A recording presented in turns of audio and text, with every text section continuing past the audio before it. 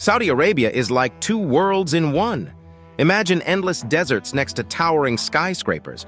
It's not just about oil and strict rules here. Ever heard of football teams with amazing players who have lost limbs? Or camels competing for beauty titles? Dive in with us to discover weird things you'll only find in this unique kingdom. Number 10. Say no to PDA. Okay, so you've heard of PDA, right? That's public displays of affection. You know, things like holding hands, hugging, or sneaking in that quick peck on the cheek when you think no one's looking. In many places, it's just another everyday thing. But in Saudi Arabia, it's a whole different story. In Saudi Arabia, which is a devout Muslim country, PDA is seen as a no-no. Why? Because they follow this super strict version of Islamic law called Sharia. And in this law, any sort of PDA is kinda like breaking a big rule. If you get caught, the punishment can be really serious, like hefty fines or even scarier things. A couple of years back, in September 2019, Saudi Arabia thought, hey, let's be clearer about these rules. They wanted to welcome more tourists and show them the wonders of their country. So they came up with this list called the Public Decency Code. And guess what was on the list? Yep, you guessed it, PDA. This code had 19 things you shouldn't do in public. Break one and you might have to pay a fine. Speaking of fines, if you're caught getting cozy in public, it can cost you up to 3,000 rials. In US dollars, that's about 800 bucks. But it's not just about PDA.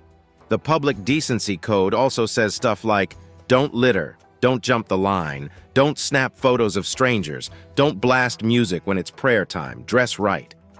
Basically, it's a guide on how to be decent in public places in Saudi Arabia. Now, who watches over all this? The Ministry of Interior and the General Authority for Tourism and National Heritage are like the big bosses here. They've got their eyes peeled, making sure everyone's playing by the rules. And it's not just them. There are other agencies and even private security teams on the lookout. If you're in a public place, which can be anywhere from a mall, cafe, park, beach, or even just walking on the road, you've got to follow the rules. Number 9. No cinemas. Ever thought of a world where you can't just pop into the nearest cinema to catch the latest movie? Sounds crazy, right? But that was a real thing in Saudi Arabia. For a long time, you couldn't watch a movie on the big screen there. Here's a bit of history for you. Way back in the 1930s, Saudi folks were enjoying movies just like everyone else. But then, in the 1980s, cinemas got a big thumbs down. Some people thought movies were bad news. They said cinemas brought bad behavior and too much stuff from the West. So what did they do? They shut them down. And for 35 long years, no movie theaters. Imagine that. Now, it's not like people stopped watching movies. They found ways. Some sneaked in movies at home. Others used those tricky satellite dishes. And if you really, really wanted that cinema popcorn and the whole movie vibe, you had to travel. Some went to nearby places like Bahrain or Kuwait. But guess what? In 2017, a cool change came. The government said, let's bring movies back. Why? They had a plan called Vision 2030. They wanted to shake things up, bring in more fun stuff, and get the country buzzing. And which movie got the first ticket in 2018? The superhero-packed Black Panther. Since that blockbuster started, movie screens have been popping up everywhere. We're talking over 500 screens and loads of happy moviegoers munching on popcorn. And the big dream? By 2030, they want 2,000 movie screens and people spending $1 billion just on movie tickets. But it's not just about watching Hollywood hits. Saudi Arabia wants to tell its own stories too. They're setting up things to help movie makers, hosting film festivals, and even inviting movie teams from other countries to shoot in their awesome landscapes. Of course, bringing back cinemas hasn't been a walk in the park. Some folks aren't happy. They don't like certain movie scenes, or they just think cinemas aren't a good fit. There's also the challenge of building this industry from scratch, and let's not forget the world of Netflix and chill. Number 8. Separate wedding ceremonies. Have you ever been to a party where boys are on one side and girls on the other? Well, in Saudi Arabia, that's how they roll when it comes to weddings. Saudi weddings have a unique twist. Instead of brides and grooms celebrating together with all their guests, they have separate areas. Yep, the ladies get their space and the guys have theirs. Now, you might be thinking, how does this work? Here's the scoop. The bride hangs out in a space that's like a fairy tale. There are flowers everywhere, shiny candles, and beautiful curtains. She's dressed in this amazing outfit called an abaya. It's a long, elegant cloak. Sometimes she also covers her face with a niqab or her hair with a hijab. And talk about fashion! She can change her outfit multiple times in one night. On the other side, the groom and his buddies are having their fun. The groom looks sharp in a thobe, a long white dress-like robe. He also wears a fancy cloak and might have a colorful scarf called a shemak on his head. And what are they feasting on? Delicious dishes. Think juicy lamb, fluffy rice, sweet dates, and rich coffee. But here's the cool part. Even though they're separate, the groom does get to visit the bride's side. But it's just him and his dad. They make a grand entrance with a band and traditional music. And then comes the highlight. The bride and groom exchange rings and team up to cut the wedding cake. Now we know what you're thinking. Why have separate parties? It's all about sticking to traditions. In Saudi Arabia, they believe in keeping men and women apart if they aren't married or closely related. This way, there's no chance of anyone saying, "Hey, what's going on here?" It's just their way of keeping things respectful and proper. But the coolest thing? Both sides get to let loose and have a blast in their own way. The ladies can dance, chat, and enjoy without any worries. The guys can joke around, share stories, and have their fun. No judgments, no side glances, just pure celebration. Number 7. Massive camel supply. All right, if you've ever thought about camels, you probably picture them wandering through the desert, right? But did you know Saudi Arabia has turned camels into a massive business and cultural scene? First off, camels are a big deal in Saudi Arabia. They're not just for riding across sandy dunes. People there value camels for loads of things. Tasty meat, refreshing milk, cozy wool, and tough leather. Plus, owning a fancy camel is like having the latest shiny car. It shows you've got style and wealth. Now, let's take a trip to Riyadh, the capital city of Saudi Arabia. Here, you'll find the world's biggest camel market. We're talking about a place so huge that it stretches over 2 square miles. And it's like a camel supermarket, with more than 100 camels getting new homes every day. Wondering what happens in this mega camel market? It's open super early, from 6 in the morning till lunchtime. The place is buzzing. People shout, laugh, and haggle to get the best deals. Camels aren't just lumped together. Nope. They're sorted out, just like you'd sort toys or clothes. They're grouped by age, whether they're boys or girls, their color, what family they come from, and how top-notch they are. Some camels are so special that they cost as much as $2,667 US. But wait, there's more. This isn't just a place to buy and sell camels. It's like a fun fair, too. You can see the local Bedouin traders proudly parading their camels, taking them for rides, or even singing to them. Number 6. The moral police. Let's dive into the world of Saudi Arabia and explore a unique group called the Mutaween. These folks have a big job. They're in charge of making sure everyone sticks to the rules of Islam. The group's been around since 1940, but in the 1980s, they became a real big deal.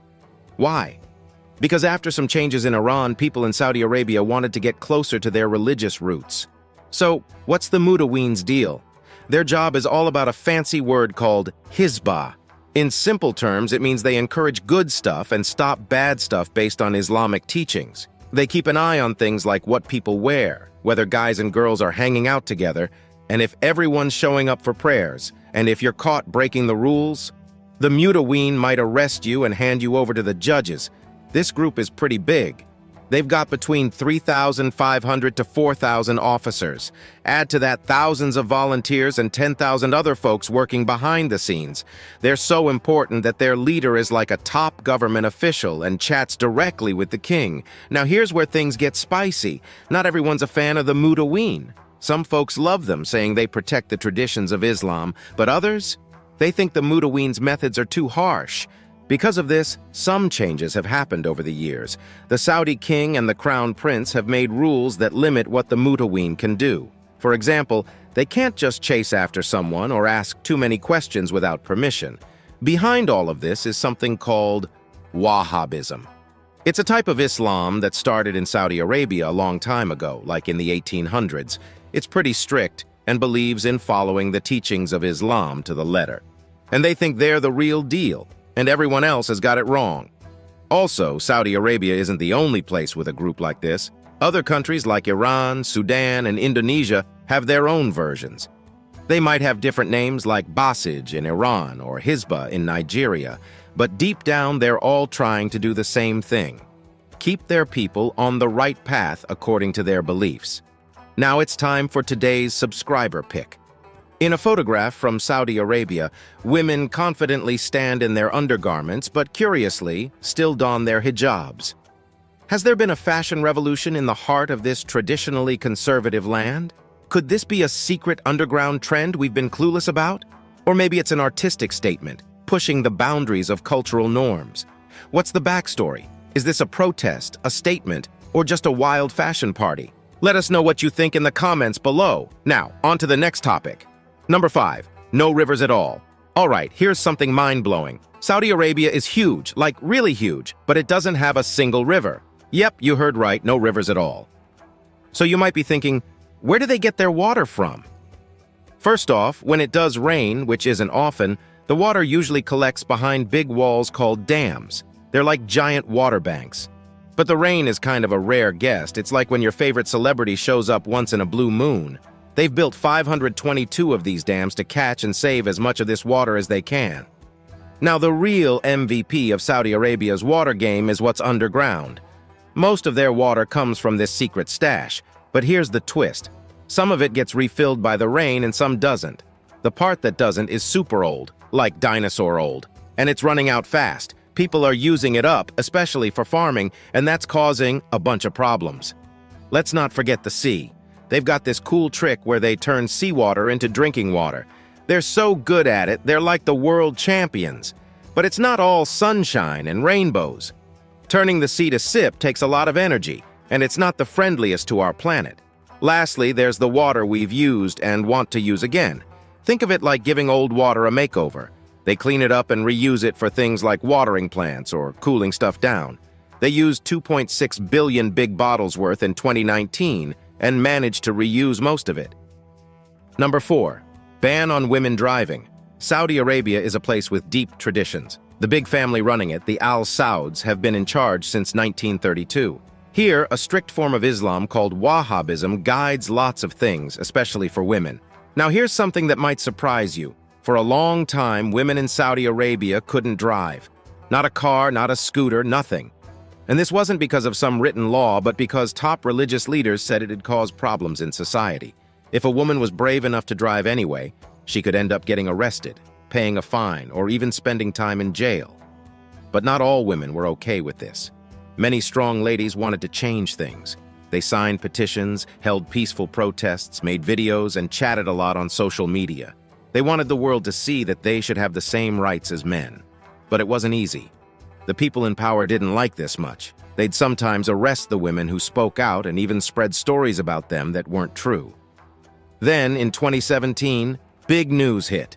The king said that in June next year, women can drive. This was massive.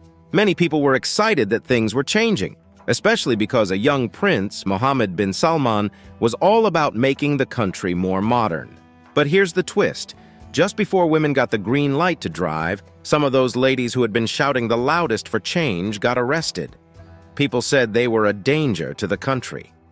When June 2018 came around, it was like a festival on the roads. Women who had driving licenses from other countries got their Saudi ones and zoomed around. You could see smiles everywhere. Men even gave out flowers to female drivers to say, "Well done." But not everyone was happy. Some didn't like this change and thought women should stay at home. Number 3, amputee soccer team. Saudi Arabia has an awesome soccer team, but it's not just any team. Every player on this team has lost a part of their body. Back in 1996, some brave guys who had lost arms or legs because of different reasons wanted to play soccer. They loved the game so much and didn't want anything to stop them. So they made their own soccer team. And this team didn't just play for fun. They got super good and started playing in big tournaments all over the world. They've played in the Amputee Football World Cup, the Asian Cup, and the Gulf Cup. And they didn't just play, they rocked. They won a silver medal when they played in Uzbekistan in 2007. They got a bronze medal in Mexico in 2018. And the best part? They bagged a gold medal in Bahrain in 2019. They've even had friendly games against teams from Germany, Brazil, and Turkey. But it's not just about playing and winning for them. These players want to send a message. They want to tell other people who might feel left out because they're different that they can do amazing things too. A lot of young people who have also lost body parts look up to these players and think, I want to be like them one day. This special team also helps people understand more about those who are a bit different. They tell everyone about the problems they face and how everyone can help. Big groups in Saudi Arabia love what they're doing. They get help from the big soccer group in the country, the sports ministry, and even from a big international group called the Red Cross. Number 2, Saudization. So, you know how every country wants its own people to have more jobs? Saudi Arabia has its own cool name for that. Saudization. This is all about giving more jobs to Saudi people and depending less on workers from other countries. Now let's get into the fun stuff. Workers from outside Saudi Arabia need to pay some money if they want to keep working there. And there are certain jobs that only Saudi people can do. It's like a VIP pass for them. This all started in 2011 when the big office that handles work and social stuff in Saudi Arabia thought of a game. It's called Nitakat, which in Arabic means ranges. Imagine a game with different levels, and each level has a color. The top level is platinum and the bottom one is red. The aim for companies is to hit that platinum level. If they get lots of Saudi workers, they get cool rewards like super fast paperwork and special rights.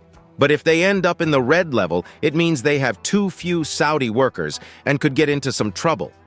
So why did Saudi Arabia start this? They wanted more Saudi people to have jobs. In 2020, almost 13 out of every 100 Saudi folks didn't have a job. They also wanted to make sure their country doesn't just make money from oil. Like having many baskets to put your eggs in, and they have this big dream for 2030, where they see Saudi Arabia as this cool place everyone in the world talks about. Number 1, no love in the air. Did you know that while many people around the world are showering each other with gifts and chocolates on Valentine's Day, there's a place where this doesn't happen? Yep, that's Saudi Arabia for you. Now let's dig into why. Many in Saudi Arabia think Valentine's Day is tied to Christian roots. They believe it's about a saint who got into big trouble for marrying folks who weren't supposed to get married. Besides the story, some people think celebrating the day might lead to stuff like dating without getting married, which is a no-no there. Here's where things get a bit like a movie. There's a group called the Religious Police, and they're on the lookout every Valentine's Day.